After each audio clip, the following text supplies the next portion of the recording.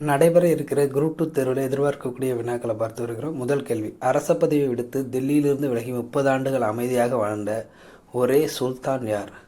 விடை ஆலம் ஷா. இந்த ஆலம் ஷா சையது மரபை சார்ந்தவர். இபன் பதுத்தா ஒரு டேஷ் நாட்டு பயணி. மொராக்கோ நாட்டு பயணி, பெர்சியா பயணி, துருக்கி பயணி, சீன பயணி. விடை மொராக்கோ நாட்டு பயணி. பாலம் பாவோலி கல்வெட்டு டேஷ் மொழியில் இருக்கிறது. சமஸ்கிருதம், பாரசீகம், அரபி, உருது. விடை சமஸ்கிருதம். உலக புகழ்பெற்ற கஜுராஹோ கோயிலை கட்டியவர்கள் யார்? ராஷ்டிரகூடர்கள், டோமர்கள், சந்தேலர்கள், பரமர்கள். விடை சந்தேலர்கள். ஜிஸ்யா வரியை அறிமுகப்படுத்தியவர்களுள் அல்லாதவர் யார்?